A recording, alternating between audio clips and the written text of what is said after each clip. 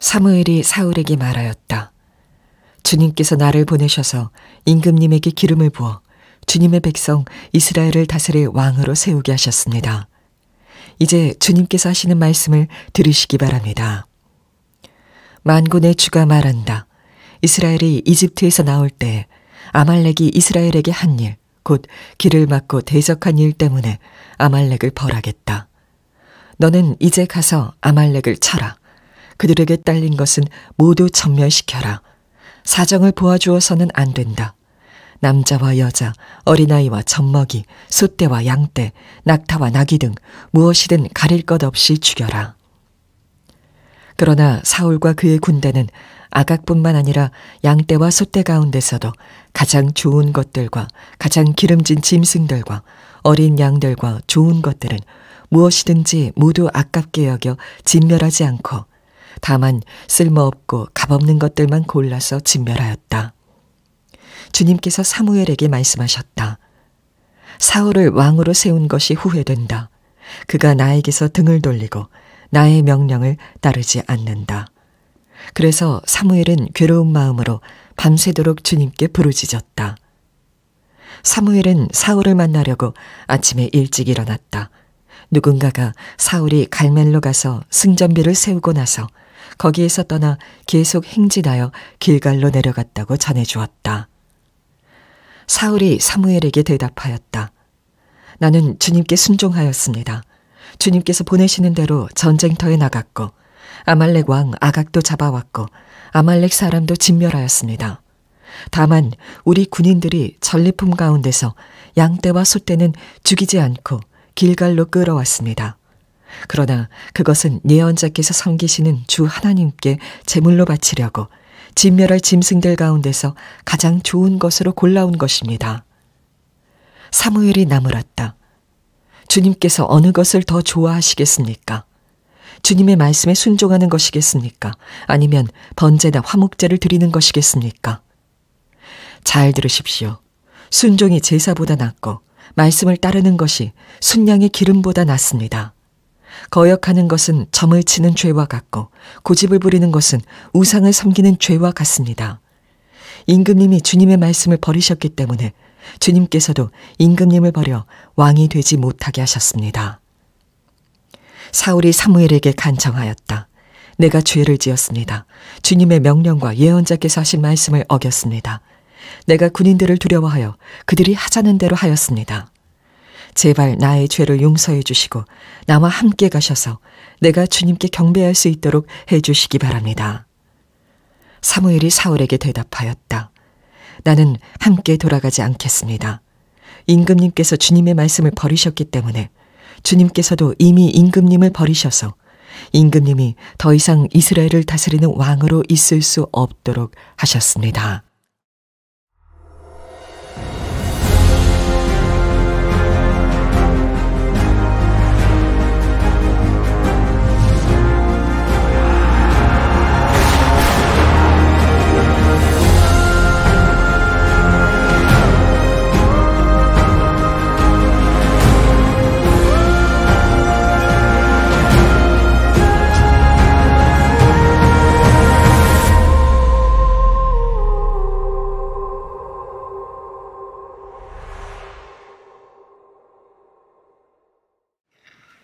오랜만에 사무엘상 말씀으로 돌아옵니다. 17번째 시간입니다. 사울의 촛대가 옮겨진 이유라는 제목의 말씀을 나누겠습니다. 노포의 장사법이라고 하는 책이 있습니다. 노포란 사람처럼 늙어간 가게라는 의미인데요, 한 입을 베어 물면 마치 한 시대가 들어오는 듯한 맛이 있어서 평균적으로 50년 이상 오래 남아있는 식당을 가리킵니다. 100억 정도의 자산을 가지고 있는 기업의 평균 수명이 17년 정도라고 합니다. 그런데 이 책에 소개된 가게들의 평균 수명이 54년이 넘으니까 굉장히 긴 것이죠. 장사의 비결이 무엇일까요? 바로 당연히 맛이죠. 맛은 기본입니다. 그 외에 가장 중요한 것은 무엇이냐면 이 책의 저자는 주장을 합니다. 한결같음. 비결을 알아보니까 공통점은 한결같음이었다는 거예요. 어떤 사명감을 가지고 음식을 대하는 그 주인장의 진심이 변하지 않더라는 것입니다. 그런데 대부분의 가게들, 오래가지 못하는 가게나 기업의 특징은 그게 변한다는 거죠. 시간이 흐르면서 이 진심, 어떤 그 철학을 고수하지 못하고 첫 마음이 변질된다는 데에 있습니다. 이 사울이 그러한 인물이었습니다. 이스라엘의 초대 왕으로 선택받았어요. 굉장히 은혜를 받은 사람입니다. 기름 부음이 임했고 성령이 임하여 전쟁에서 승승장구하죠. 그런데 그는 그 기름 부음을 유지하지 못합니다. 사무엘상 13장에서 기다리라고 하는 하나님 말씀에 순종하지 못하고 조급하여 스스로 번제를 드리고 맙니다. 그리고 사무엘로부터 청천벽력과 같은 이야기를 듣죠. 당신의 그 불순종으로 인하여 사울은 왕조를 잃습니다. 왕조를 잃는다는 얘기는 사울의 임기가 당대로 끝날 것입니다. 2대 3대로 이어지지 못한다는 거예요. 사울은 실패를 통해서 배웠을까요? 여러분, 실패는 고통스러운 일입니다. 더 고통스러운 일은 실패를 통해 배우지 못하는 고통입니다. 사울은 배우지 못했습니다. 비슷한 실수를 또 실패를 반복하는데 그것이 오늘 15장 말씀이에요. 이번에는 왕권을 잃어버립니다. 아까는 왕조였어요. 이번엔 왕권을 잃어버려요. 촛대가 다른 이에게로 옮겨집니다. 여러분, 촛대가 옮겨진다는 것은 무슨 뜻일까요? 특정 시대 혹은 누군가에게 그것이 기업이든 그것이 가게든 그것이 교회든 간에 어떤 사명이 다른 이에게 넘어가게 되는 것입니다. 옮겨지는 것이죠. 로마에 가면 콜로세움 경기장이 있습니다. 저도 예전에 가본 적이 있어요. 기대한 것만큼은 멋있진 않았습니다. 굉장히 오래됐기 때문에. 근데 그 옆에 보시면 티투스라고 하는 로마 장군이 승리하여 그것을 기념한 개선문이 있습니다. AD 70년에 이 티투스 장군이 예루살렘을 침략하여 성을 무너뜨리고 성전을 파괴하고 그 안에 있었던 보화, 보물, 그리고 촛대를 옮기는데, 로마로 옮기게 되는데 그 옮기는 장면이 이 개선문 안에 새겨져 있습니다. 한번 사진을 보시면 저 안쪽에 촛대를 옮기는 장면이 나와요. 자, 저 사진을 다시 한번 좀 확대해서 보게 되면요, 이런 모양입니다. 사람들이 촛대를 메고 로마로 이동하는 모습이 그려져 있죠. 촛대가 옮겨진다라고 하는 이 말씀, 그리고 이미지는 요한계시록 2장 5절에 예수님께서 에베소 교회에게 하신 말씀에 있습니다. 이렇게 되어 있습니다. 그러므로 너가 어디에서 떨어졌는지를 생각해내서 회개하고 어디에서 잘못됐는지를 생각해야 돼요. 여러분, 그리스도인들은 생각 안 하는 사람이 아니고요, 생각을 하는 사람들입니다. 어디서 잘못된지를 발견하라 이거예요. 그리고 그것을 돌이키라는 거예요. 처음에 하던 일, 이것이 하나님이 주신 사명이라고 하는 어떤 그 말씀 혹은 그것이 철학이든 그걸 고수해야 된다. 내가 그렇게 하지 않고 회개하지 않으면 내가 가서 내 촛대를 옮기겠다라고 말씀하여, 이 촛대는 계시록에서는 교회를 상징합니다.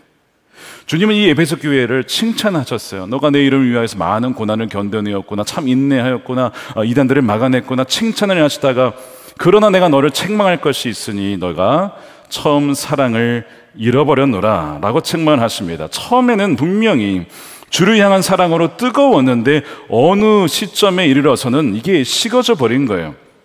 일과 사역은 많이 하는데 뜨거운 마음은 사라진 것입니다. 열정이 사라진 것이죠. 주를 사랑하는 그 마음이 식어진 것이죠. 오래 지속되는 노포 가게들과는 달리 한결같음을 유지하지 못하고 변질된 것입니다. 그래서 회개하지 않으면, 첫사랑을 회복하지 않으면 촛대를 옮기겠다고 하셨는데 에베소 교회는 결국 사라지게 돼요. 흑요를 쓸 수가 없었던 것입니다. 하나님의 임재와 영광이 다른 곳으로 넘어가게 된 거예요. 제가 미국에서 섬길 때 이런 일이 있었습니다. 그 지역에 최초의 한인교회가 있었어요. 50년 동안, 귀하다. 50년 동안 이렇게 하나님께서 귀하게 쓰셨구나. 50주년이 되었는데 그 해에 그 교회가 문을 닫았습니다. 분쟁 때문에. 성도와 성도 간에, 목회자와 성도 간에. 그래서 노회에서 강제 클로징이라고 해서 교회를 닫아버린 거예요. 너무나 안타까운 일이었고 충격적인 일이었습니다. 그 지역의 모체가 되었던 교회가 문을 닫다니. 여러분, 교회 역사를 보게 되면 한때는 쓰임 받았지만 지금은 사라진 교회들이 많고요, 한때는 부흥의 열기가 뜨거웠지만 이제는 그 임재를 느낄 수 없는 교회들이 있다는 걸 여러분 아시게 될 겁니다. 발견하게 되실 거예요. 촛대가 옮겨지는 것은 가게만이 아니고 기업만이 아니고 사람도 마찬가지입니다. 주님께서 누군가에게 직분을 주셨어요. 사명을 주셨어요. 근데 옮겨지는 경우가 있습니다. 사람으로 대표적인 예가 가룟 유다 아닙니까? 직분을 버리고 제 갈 길로 갔나이다. 가룟 유다를 표현할 때 그렇게 표현을 합니다. 옮겨지게 된 거예요. 사울도 마찬가지예요. 왕조가 사라졌습니다. 대를 잇지 못할 뿐만 아니라 당대에서 원래 주셨던 기간보다 짧게 결국 하나님의 영광이 떠나게 됐죠. 하나님이 사울을 더 이상 쓰실 수가 없어서 나의 마음과 뜻을 이룰 다른 사람을 찾아서 그에게 기름 부음을 부어주신 것입니다. 자, 그렇다면 왜 하나님은 사울의 촛대가 옮겨지게 하셨을까? 그 원인은 무엇일까? 오늘 이 주제를 나누려고 하는데요, 왜냐하면 이것이 오늘 우리에게도 주시는 말씀일 수 있기 때문에 그렇습니다. 요한계시록에 주신 말씀처럼 성령께서 하시는 말씀을 들을지어다. 귀는 자는 성령께서 하시는 말씀을 들을지어다. 이 은혜가 우리 모두에게 있게 되기를 축복합니다. 블레셋과의 전쟁에서 승리한 이후에 사무엘은 사울에게 하나님의 말씀을 다시 대언하여 증거합니다. 무슨 얘기냐면 아말렉을 치라라는 명령을 전하시는 거예요. 이 아말렉은 에서의 손자 아말렉의 후손입니다. 근데 이들이 어떤 족속이었냐면 출애굽할 때에 이스라엘 백성들이 이제 출애굽하면 이제 행렬이 쭉 길 거 아니에요. 그러면 가장 뒤에 뒤처지는 자가 누구냐면 여성, 어린이, 노약자들입니다. 그러면 가장 약한 이들인데 바로 아말렉은 바로 그들을 공격하는 거예요. 참 야비한 족속이죠. 하나님께서 출애굽을 하시겠다는 것은 약속을 이루시겠다는 거였죠. 하나님의 계획을 성취하겠다. 그런데 그것을 공격했다는 것은 하나님의 계획을 공격한 것이고 하나님을 대적했다는 뜻이죠. 그래서 하나님은 그것을 기억하셨다가 이 아말렉을 심판하리라. 누굴 통해서? 사울을 통해서 심판하시겠다고 하신 거예요. 조건이 뭐냐면 완전히 진멸시키는 겁니다. 그걸 히브리어로 헤렘이라고 해요.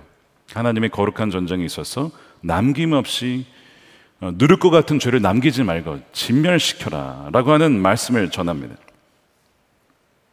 그래서 사울이 아말렉과의 전쟁에 나아가서 죽입니다. 그리고 아각을 사로잡아요. 짐승들도 잡아옵니다. 분명히 하나님께서 진멸하라고 했는데 왕도 잡아오고 자기가 먹기에 좋은 짐승들도 아깝다고 해서 살려 가지고 옵니다. 자, 하나님 말씀에 순종한 걸까요? 순종한 건 맞아요. 전쟁에 나갔으니까요. 그런데 온전히 순종한 것은 아닙니다. 그래서 우리가 이것을 뭐라고 부르냐면 선택적인 순종, 부분적인 순종, 절반의 순종이라고 합니다. 그런데 주님은 그것을 순종했다라고 보지 않으신다는 겁니다. 사울이 선택적인 순종을 한 그때에 주님께서 매우 충격적인 이야기를 사무엘에게 하시죠. 그것이 11절이에요. 사울을 왕으로 세운 것이 후회된다. 그가 나에게서 등을 돌리고 나의 명령을 따르지 않는다. 순종하지 않을 때 하나님은 어떻게 여기시냐면 마치 우리가 주님부터 등을 돌린 것처럼 보신다는 거예요. 사울이 나의 아래로부터 등을 돌렸다. 그래서 후회가 된다는 거예요. 사무엘이 너무나 마음이 아팠고 또 화가 나게 되었어요. 영어로 보면 이게 angry라는 표현이 나거든요. 화가 났다. 그리고 너무 마음이 아파서 기도를 하는 거예요. 여러분, 하나님께서 후회하신대요. 여러분, 하나님도 후회하시나요? 하나님 부르시면 후회하심이 없으시다면서요. 그리고 후회한다는 것은 사람만이 하는 거죠. 미래를 알 수 없으니, 실수할 수 있고, 무지하니, 내가 결정한 선택의 그 결과를 다 알 수 없으니 나중에 내가 잘못 결정했네. 여러분, 이거는 인간이 하는 것이죠, 후회란. 근데 어떻게 하나님이 후회를 하실까요? 하나님이 실수하신 겁니까? 성경 곳곳에는 하나님께서 모든 것을 다 아시고 먼 미래 일까지도 아셔서 그것을 이루시는 분이라고 말씀합니다. 이사야 46장 10절이죠. 처음부터 내가 장차 일어날 일들을 예고하였고 내가 이미 오래전에 아직 이루어지지 않은 일들이 미리 알렸다. 나의 뜻이 반드시 성취될 것이며 내가 하고자 하는 것은 내가 반드시 이룬다라고 말하였다. 하나님의 주권, 하나님의 섭리를 말씀하고 있는 거예요. 그뿐 아니라 예수님께서 참새 2마리가 한 양에 팔리지 않겠느냐, 아버지 하나님께서 허락하지 아니하시면 참새 한 마리라도 땅에 떨어질 수 없다. 이 모든 것을 하나님의 주권적인 섭리로 붙잡아 주시는 분이 그분이신데 후회라니요, 이 무슨 말일까요? 이것을 어떻게 이해해야 할까요? 하나님이 잘못했음을 인정하신다는 뜻일까? 그렇지 않습니다. 하나님은 인간의 죄에 대해서 아픈 심정을 표현하신 거예요. 이 후회하다라고 하는 이 단어, 히브리어 나함인데 이 동사 변형에 따라서 의미가 조금씩 바뀝니다. 니팔형이라고 하는 동사 시제가 바뀌면서 어떻게 번역이 될 수 있냐면, 뭔가 행해지거나 행해지지 않은 것에 대해서 슬퍼하거나 아파하다라는 뜻을 가지고 있어요. 어떤 일이 일어날 것을 미리 안다고 해서 그 일이 벌어졌을 때에 다가오는 슬픔과 고통이 없는 것은 아닙니다. 예를 들면 이런 겁니다. 누가복음 17장에 19장입니다. 죄송합니다. 41절에 예수님께서 티투스 장군이 아까 말씀드린 주 70년에 와서 예루살렘 성을 파괴시킬 것을 미리 알고 계셨어요. 그래서 예수님께서 예루살렘에 다가왔을 때 그 성을 보시고 어떻게 하시면 우십니다. 우세요. 미래에 벌어질 일을 미리 아시고 우십니다. 성이 파괴되어지고 또한 그 백성과 자녀들이 죽게 될 것을 아시고 그 도시에 대한 슬픔 때문에 우시더라라는 장면이 나옵니다. 여러분, 가령 부모가 이 자녀들의 속성을 알아요. 죄성을 압니다. 아, 얘가 이러다가 이렇게 빠지겠구나. 안다고 해서 정말 그렇게 죄를 지었을 때 안 슬픈 게 아니죠. 그러지 않았으면 하는 마음이 있지만 그랬을 때 여전히 슬프다는 것입니다. 그래서 이 후회하다라는 단어가, 동일한 단어가 창세기 6장 6절에는 한탄이라고 번역이 되었어요. 땅 위에 사람 지으셨음을 한탄하사. 사람들의 생각이 항상 악할 뿐임을 아시고 마음에 아파하셨다라고 하는 거예요. 하나님이 예지력이 부족해서 실수했다라고 혼란스러워한 것이 아닙니다. 왕이신 하나님께 순종하지 않는 사울로 인하여 하나님은 지금 아파하시는 거예요. 그가 나에게 등을 돌렸다, 내 말을 듣지 않는구나, 아파하시는 것입니다. 그런데 사울은 이런 하나님 마음을 전혀 알지 못해요. 그리고 한 걸음 더 나아가서 승리를 주신 하나님께 영광을 돌리기보다는 그 모든 영광을 자신이 취합니다. 자, 그것이 12절이에요. 사무엘이 사울을 만나라고 아침에 일찍 일어났더니 이제 그 말을 전해주러 가는 거예요. 하나님이 얼마나 마음이 아파하시는지를. 갔는데 사울이 없어요. 어디 갔냐 알아봤더니 갈멜에 가서 자기를 위하여 기념비를 세우고 발길을 돌려 길갈로 행진하며 내려갔다 하는지라. 기념비 세워질 수 있죠. 사후에 누군가가 누군가를 기념하면서 할 수 있죠. 그런데 자기 자신이 기념비를 세운다. 또한 더 나아가서 이 전쟁에서 승리하게 하신 분이 누구시죠? 하나님입니다. 하나님께 영광은 돌리지 않고 자신이 했다라고 해서 기념비를 세운다는 것은, 그것은 결국에는 우상 숭배로 가는 길이죠. 근데 왜 사울이 이랬냐면요, 전쟁에서 승리한 다음에 기념비를 세우는 것이 그 당시에 고대 근동 나라들의 아주 일반적인 문화였습니다. 전쟁에서 승리하면 자신의 업적을 기념하는 기념비를 세우는 것이 당시의 문화였어요. 그러니까 사울은 굉장히 트렌드에 민감했던 것이죠. 나도 다른 나라들의 왕처럼 그렇게 좀 왕놀이 좀 해보자, 기념비를 세운 거예요. 게다가 아강왕 죽였어야 되는데 데려왔잖아요. 왜 데려왔을까요? 역시 문화입니다. 적국의 왕을 끌고 가면서 조롱하면서 자축하는 것이 그 당시의 문화, 이방 문화였기 때문에 사울은 하나님을 믿지 않는 이방 나라들처럼 자신도 해보고 싶었던 거예요. 왜 그러냐면 이스라엘 백성들이 이걸 원했어요. 여러분, 하나님께 왕임에도 불구하고 하나님이 왕을 달라고 구했을 때 그들이 썼던 워딩을 기억하십니까? 모든 이방 나라들처럼 우리에게도 왕을 주십시오라는 표현이었습니다. 자, 사무엘상 8장 5절로 돌아가 봅시다. 그들이 사무엘에게 말하였다. 그러므로 이제 모든 이방 나라들처럼 우리에게 왕을 세워주셔서 왕이 우리를 다스리게 하여 주십시오. 안 믿는 나라들처럼, 안 믿는 사람들처럼 나도 그렇게 좀 살고 싶다 이겁니다. 그럼 좀 멋진 왕을 좀 세워달라 이거죠. 그러니까 지금 이 사울의 이 행동은 백성들의 기대치에 그대로 부응하고 있는 것입니다. 모든 이방 나라처럼, 안 믿는 나라처럼, 세속 국가들처럼 되는 것이 그들에게 다가온 강력한 유혹이었습니다. 그리고 이것이 이 이방 나라들처럼, 안 믿는 사람처럼 되고 싶은 것이 여전히 우리에게, 이 그리스도인들에게 다가오는 유혹 아닙니까?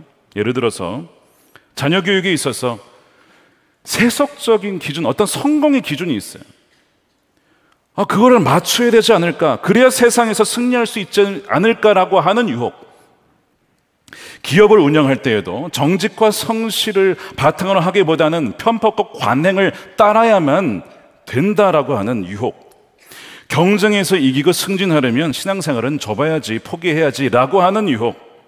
교회도 성장하려면 마케팅 기법을 통해서 세상 경영 방식을 그대로 수입해서 쫓아가야 성장할 수 있지라고 하는 유혹. 모든 이방 나라들처럼 되고 싶은 유혹이 얼마나 강력한지 매일매일 다가오고 있지 않습니까? 즉, 이 사울의 이러한 행동은 세상 사람들과 구별됨 없이 살아가는 전형적인 세속적인 그리스도인을 보여주고 있는 거예요. 그리고 그 유혹에 넘어갔고 하나님 말씀이 우습게 보이고 불순종하게 됩니다. 하나님 원하시는 것 같이 전혀 아니었어요. 마음이 너무 아프죠. 사무엘은 그 마음을 알았어요. 그 말씀을 들었으니까. 하나님이 얼마나 마음이 아프신지. 그러니까 사무엘도 애통한 겁니다. 눈물로 사울을 위해서 기도해요. 누군가에게 어떤 직언을 하거나 말을 할 때는 눈물로 기도한 사람만이 자격이 있습니다. 그래서 사무엘이 얘기하는 거예요. 꾸짖죠, 사울을. 사무엘상 15장 16절에 사무엘이 사울을 꾸짖었다는 거예요. 눈물 없이 하는 것은 정죄가 되지만 눈물로 하는 것은요, 진심으로 그 영혼이 살아나기를 원하는 마음으로 하는 것입니다. 주님께서는 저 못된 아말렉 사람들을 진멸하고 그들을 진멸할 때까지 그들과 싸우라고 하셨습니다. 영혼을 거슬러서 우리 육신의 정욕과 싸워야 된다. 근데 왜 그것을 받아들이냐? 왜 다른 이방 나라들처럼 살려고 하느냐? 왜 안 믿는 그리스도인들을 그렇게 부러워하느냐? 싸워야 된다라고 하셨는데, 왕이시여, 어찌하여 주님께 순종하지 아니하였습니까? 약탈하는 데만 마음을 쏟으면서, 주의 마음은 순종하기를 원한 건데 엉뚱한 데에 마음을 쏟는 왕이시여, 도대체 왜 이렇게 되신 것입니까? 주님께서 보시는 앞에서 악한 일을 행하셨습니까? 분명히 사무엘은 겉으로는 모르겠지만 속으로 막 울면서 얘기했을 거예요. 왕이시여, 어떻게 이럴 수 있습니까? 저는 이 말씀을 준비하는 이 사무엘의 마음이 막 느껴지더라고요. 얼마나 마음이 아팠을까, 사무엘이. 그게 하나님 마음이죠. 근데 이 사무엘이 이런 말을 듣고도요, 이 사울이 회개하면 되잖아요. 말로는 자기가 잘못했다고는 하는데 이 진심의 회개가 일어나지 않아요. 변명을 하기 시작합니다. 뭐냐면 자기가 지금 이 동물을 가져온 것은 하나님께 제물을 바치기 위해서, 예배하기 위해서 가져왔다는 거예요. 이게 지금 나 먹자고 가져온 게 아닙니다, 사무엘 선지자시여. 왕에게 드리려고 한 거죠. 여러분, 제물과 예물 바치는 거 예배한 요소지요. 그러나 본질은 아니에요. 주님께서 더 귀하게 여기시는 것이 있는데 바로 순종의 예배입니다. 우리 삶에서 순종으로 드리는 예배를 주님은 더 기뻐하시고 그걸 보시는 거예요. 삶의 예배라고 하죠. 22절입니다. 사무엘이 나무랐다. 주님께서 어느 것을 더 좋아하시겠습니까? 우리가 주님이 어떤 분인지 알아야 돼요. 주님께서 이거보다 이걸 더 좋아하시고 기뻐하시겠다. 여러분, 이거 알아야 됩니다. 뭘 더 좋아하시겠습니까? 주의 말씀에 순종하는 것이겠습니까? 아니면 번제나 화목제, 많은 뭔가 어떤 대단한 프로젝트와 예산을 들여서 하나님께 드리는 이것을 하나님을 위한 것이면 그걸 원하시겠습니까? 아니라는 거예요. 순종을 원하신다는 거예요. 잘 들으십시오. 순종이 제사보다 낫고 말씀을 따르는 것이 순양의 기름보다 귀한 건데 그거보다 훨씬 더 낫다는 거예요. 순종이 빠진 예배는 제 아무리 좋은 예물을 드리고 많은 것을 하나님을 위하여 한다고 해도 주님은 전혀 기뻐하시지 않는다는 것이죠. 사무엘이 하나님의 마음을 전합니다. 온전히 순종하지 않는 것은 심지어 여러분 참 두려운 것인데 반역죄라고 나는 겁니다. 여러분, 반역은요 굉장히 큰 죄입니다. 그 죄 중에 아마 예를 들면 뭐 대통령 암살죄라든가 뭐 반역죄, 굉장히 큰 죄 아닙니까? 이것이 사울의 촛대가 옮겨진 이유예요. 그는 하나님 말씀에 거역하고 고집을 부려서 반역죄를 저지릅니다. 그것이 23절이에요. 거역하는 것은 점치는 죄와 같고 고집을 부리는 것은 우상을 섬기는 죄와 같습니다. 여러분, 십계명의 첫째, 둘째, 셋째가 다 뭐에 대한 말씀이에요? 우상에 대한 얘기입니다. 하나님이 가장 미워하시고 싫어하시는 죄가 우상 숭배예요. 근데 고집을 부르는 게 똑같다는 거예요. 하나님을 거부하는 의미이기 때문에 그렇습니다. 말씀을 거부하는 것은 주님 자신을 거부하는 것이기 때문에 그래요. 고집을 부리는 것은 왕권을 거부하고 다른 왕을 섬기겠다는 거예요. 아니, 당신이 뭔데 나한테 이래라 저래라, 나는 다른 왕을 섬기겠다, 이렇게 받아들이신다는 거예요. 그래서 주님은 불순종한 사울을 보면서 나에게서 등을 돌렸다라고 보시는 거예요. 여러분, 왜 우리가 그토록 고집을 부리는 것일까요? 묵상을 해보니까요, 내 자신이 인생의 주인이라고 생각하기 때문인 것을 알았습니다. 내가 내 인생의 주인이니까 내가 선택해야지, 내가 오라라고 생각하는 거예요. 사울이 딱 그랬어요. 내가 왕이라고 생각하는 거예요. 여러분, 착각입니다. 그는 왕이 아니에요. 하나님이 왕이시죠. 최종적인 권위가 사울에게 있지 않고 그 위에 하나님이 어떤 마음을 가지고 뜻을 가지고 하시는지를 귀 기울여 듣고 그대로 순종하는 것이 이 인간 왕의 가장 주된 책임이었습니다. 그래서 이 사무엘상 13장으로 여러분 돌아가 보시면 사무엘이 이 얘기했잖아요. 왕조가 이어지지 않을 것입니다.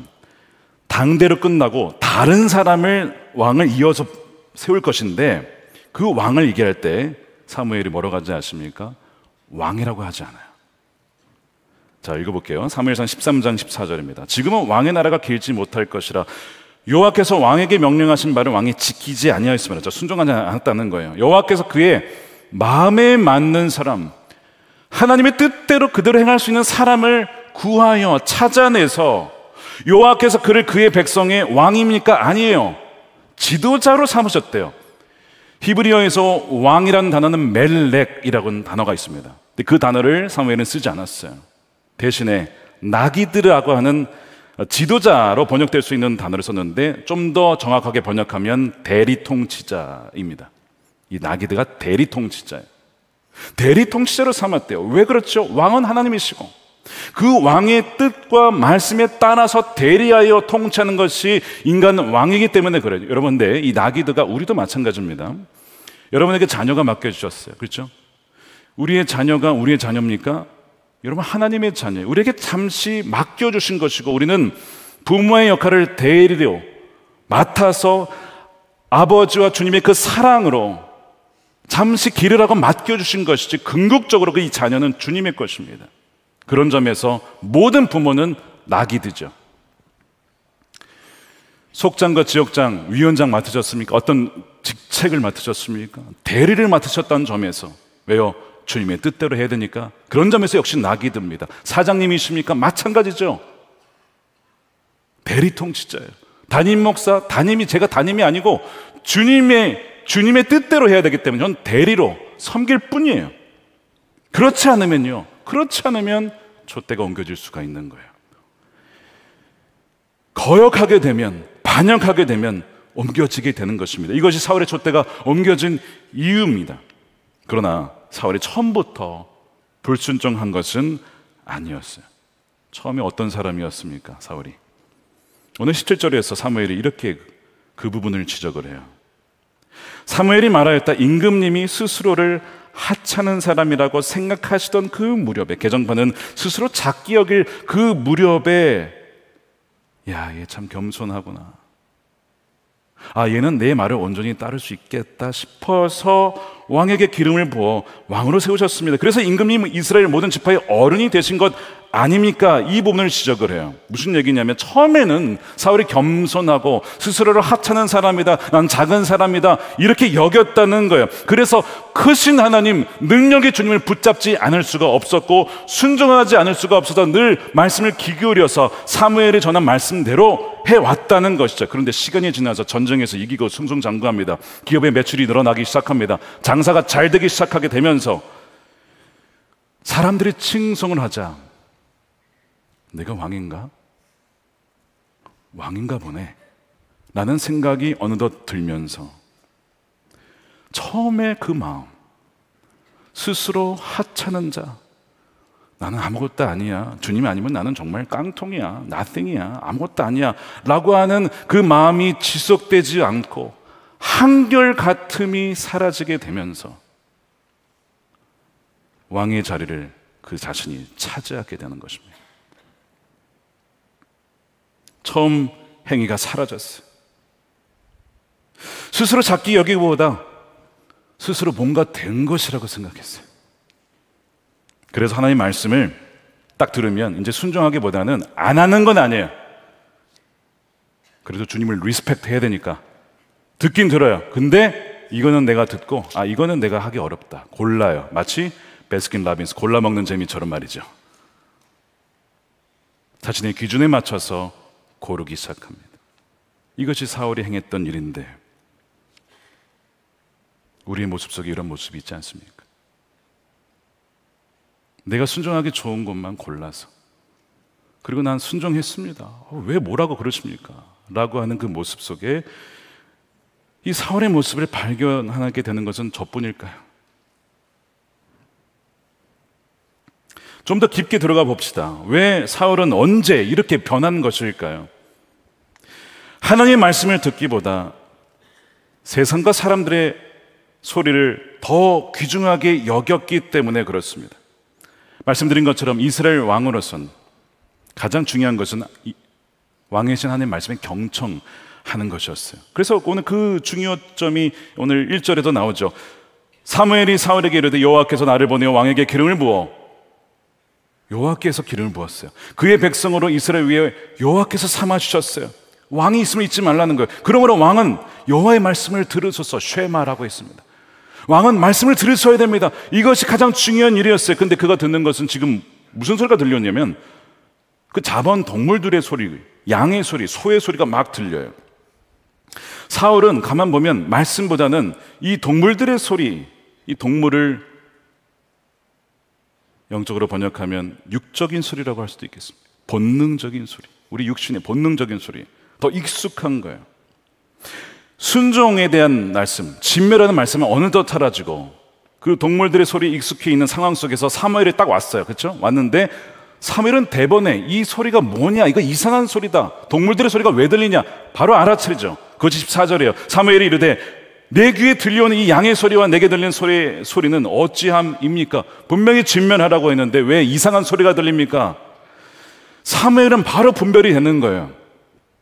하나님 말씀이 뒷전으로 사라지게 되고 세상의 소리들, 내가 선택한 그리고 내 마음대로 하고 싶은 그 소리, 잡소리들이 들리게 되는 것입니다. 사무엘은 대번에 이 소리가 영혼을 혼탁하게 하는 잡음과 노이즈로 들리는 거예요. 사무엘처럼 영혼이 깨어있는 맑은 사람은요, 불순종의 소리와 세속적인 소리와 마귀의 속삭임의 소리가 분별이 됩니다. 이거 마귀구나, 이건 주님이 원하시지 않는 거구나, 분별이 돼요. 그런데 이 사울은 너무 오랜 시간 동안 불순종에 익숙해져 있다 보니 이게 주님이 원하시지 않는 소리임을 잘 분간을 못하고 이게 뭐가 문제입니까? 라고 얘기를 하는 거예요. 여러분은 어떠십니까? 하나님의 말씀과 뜻과 세상 속에 들려오는 소리들과 나의 야망과 나의 감추어진 본성 속에 들려오는 소리를 구별하실 수가 있겠습니까?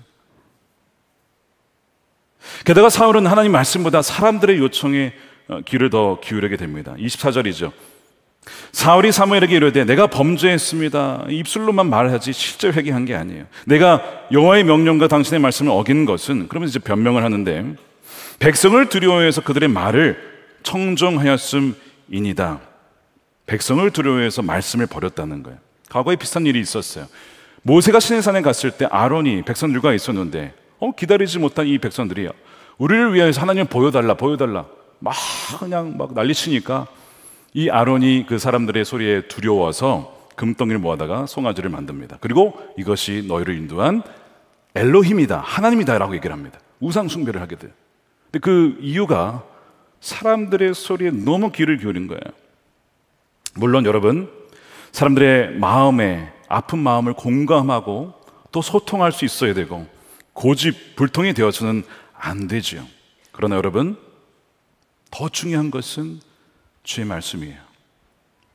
우리가 세상에 살면서 주 하나님께 순종하려면 미움받을 용기가 필요합니다. 사람들로부터 인기 없는 행동을 감수할 담대함이 필요해요. 근데 이 용기와 담대함은 우리 스스로는 있을 수가 없어요. 이것이 어디에서 오냐면 주님을 향한 믿음이에요. 아, 이것이 주님이 원하시는 것이구나 라는 그 믿음에서 용기가 나오는 것인데, 그 믿음은 어디서 나오냐면 하나님 말씀을 들으면서 나오죠. 경청하면서 나옵니다. 근데 이 경청함이 사울의 삶 속에는 너무 약한 거예요. 하루를 시작하면 기도하며 말씀으로 하나님 음성을 듣기보다는 먼저 뉴스를 열어보고 너튜브를 열어보고 세상 소리에 더 민감하게 반응합니다. 물론 우리는 세상을 알아야 됩니다.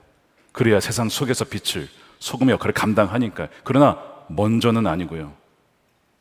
가장 우선적으로 가장 중요한 것은 주의 음성을 듣는 그 영적인 루틴, 그 과정을 통해서 믿음이 생기고 용기와 담대함, 세상을 이길 힘이 거기서 나오게 되는 거예요. 그렇지 않으면 세상이 휩쓸려서, 양과 소리의 음성이 휩쓸려서 뭐가 뭔지 모른 채에 그렇게 살아가게 된다는 거예요. 우리가 만일 하나님 말씀을 제쳐두고 세상과 사람들의 소리에만 귀를 기울이게 되면 우리도 역시 사울과 같이 되지 않으리라고 하는 법은 없습니다. 여러분, 이 오늘 말씀은요, 참 입에 참 쓴, 그러나 몸에는 보양이 되는 한약과 같은 말씀입니다. 불순종하는 거역함은 교회도 기업도 가게도 사람의 촛대가 옮겨질 수 있다는 준엄한 경고의 말씀이에요. 사실 이 경고의 말씀을 그래서 이 요한계시록에서는 나중에 얘기를 할 때 귀 있는 자만 들을 수 있다. 성령께서 주시는 말씀인데 귀 있는 자만 듣고 대부분 듣지 못한다는 거예요. 여러분들에게 부드러운 마음과 이 말씀을 들을 수 있는 영의 눈이, 귀가 활짝 열리게 되기를 축복합니다. 어떻게 해야 되는가? 회개하여 처음 행위를 가져야 합니다. 자, 2장 5절에 다시 보면 그러면 어디에서 떨어졌는지를 생각하고, 여러분 생각하십시오.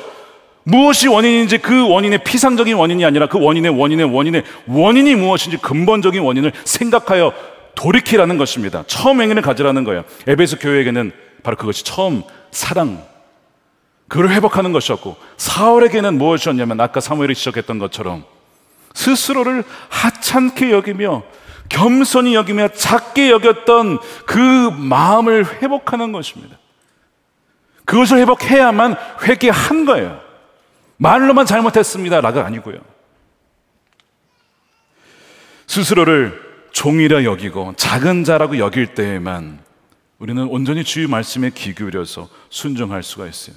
그러나 내 마음에 교만이 들어가게 되면 내가 하나님 말씀을 판단하고 골라먹는 재미를 누리게 되다가 사울과 같이 촛대가 옮겨진 채도 모른 채 그렇게 살아가기에는 너무나 안타까운 인생을 살게 된다는 것입니다. 안타깝게도 사울은 진정한 회개를 하지 않고 자신의 체면을 지키는데 급급하다가 나중에 더 악해지고 교만해집니다. 촛대가 옮겨지게 되죠. 사울과 달리 그러나 다윗의 왕조는 촛대가 옮겨지지 않고 계속 이어지게 돼요. 하나님의 전적인 은혜와 택하심입니다. 그런데 아까 서두에 말씀드린 노포의 장사법에 보면 다 비결이 있었던 것처럼 다윗에게는 사울에게 없었던 중요한 차이가 있었습니다. 시편 78편 70절입니다. 주님의 종 다윗을 선택하실 때 양의 우리에서 일하는 그를 뽑으셨다. 암양을 돌보는 그를 데려다가 주님의 백성 야곱과 주님의 유산 이스라엘의 목자가 되게 하셨다. 그는 뭐라고 되어 있죠? 한결같은 마음으로 그들을 기르고 슬기로운 손길로 그들을 인도하였다. 이 한결같은 마음은 겉과 속이 같은 것, 혼자 있을 때나 사람들 앞에서나 동일한 마음입니다. 하나님을 향한 한결같은 사랑의 마음, 백성들과 양떼를 향한 한결같은 그 목자의 마음이 목동이었을 때나 왕이 되었을 때나 변하지 않았던 한결같음을 유지하였다는 것입니다. 그리하여 촛대가 옮겨지지 아니하고 계속해서 그의 후손을 통하여 이어졌고, 다윗의 후손 예수 그리스도, 영원한 왕, 다윗 후손을 통하여 영원한 왕조가 세워지게 되는 것입니다. 사랑하는 여러분, 여러분들에게 이 한결같은 겸손한 마음이 있게 되기를 축복합니다. 여러분들의 삶과 가정과 직장과 기업 가운데 대를 이어서 하나님의 영광을 드리는 여러분들의 삶이 되시기를 진심으로 축복합니다. 저는 2년 전 가을 장로 부부 수련회 때 기도하면서 이 기도를 드렸어요. 주님, 촛대가 옮겨지지 아니하고 주님이 기뻐하시는 교회로 주님이 오시는 그날까지 이 교회가 쓰임받게 해 주십시오. 어제의 교회, 한때 쓰임받던 교회가 아니고 오늘도 내일도 계속해서 기름 부음이 넘쳐나는 교회가 되게 해달라고 기도를 하면서 그날 제가 이렇게 일기를 썼습니다. 한 교회 이야기를 썼어요. 영국의 웨스트민스터 채플이라고 하는 교회입니다. 그 교회는요, 180년 동안 세대와 세대를 이어서 쓰임받는 교회입니다. 19세기 초대 담임 목사였던 사뮤엘 마틴 목사님, 5대 담임 목사였던 분이 강해 설계의 왕조를 불린 캠벨 몰건이라는 목사님인데, 지금도 책이 번역이 돼. 저희 서재에도 그분의 책이 있습니다. 캠벨 몰건이라는 목사님. 엄청난 말씀과 부흥의 시대였어요. 그분이 계실 때 그 교회가 얼마나 은혜로운지 몰라요. 그 은퇴를 했는데 촛대가 옮겨졌을까요? 아니요. 그 다음에 오신 분이 누구냐면 데이빗 마틴 로이드 존스라는 목사님입니다. 이분은 원래 의사셨다가 소명을 받고 목회자가 되신 분인데, 하나님께서 이 교회를 가장 영광스럽게 그 시대 때에 쓰셨어요. 근데 이분이 은퇴를 하신 거예요. 다 걱정을 했어요. 근데 그 다음에 오신 분이 R.T. 캔달이라는 분인데, 이분은 또 성령 사역과 말씀을 같이 결합하여서 계속해서 그 기름 부으심이 이어지게 되면서 계속해서 세대를 거듭해서 쓰임받는 교회, 그 이야기를 제가 일기에 쓰면서, 하나님, 이 교회와 또 우리 교회 성도들의 기업과 가정이 이렇게 세대를 이어서 계속해서 기름 부음이 흘러가게 하여 주옵소서. 라는 기도를 드리면서 일기를 썼습니다. 비결이 뭘까요? 하나님 말씀에 순종하였던, 말씀을 붙잡고 그 말씀이신 주님을 붙잡고 나아갔던 그 교회와 그 사람과 그 가정을 하나님께서는 계속해서 쓰셨다는 것입니다. 그러면서 제가 이 이야기를 나누고 우리 장로님 권사님들께 부탁을 드리면서, 우리 그렇게 기도합시다 했을 때 얼마나 애통의 눈물을 흘리며 기도했는지 모릅니다. 사랑하는 여러분, 하나님을 경외함으로 오늘 말씀이 경청하여 거역하지 말고 고집 부리지 말고 순종하는 여러분들 되시기를 진심으로 축복합니다. 그래서 촛대가 옮겨지는 자가 아니라 주님 오시는 그날까지 쓰임받는 여러분들의 삶과 가정과 기업과 교회가 되기를 우리 사랑하는 주님의 이름으로 간절히 축원드립니다.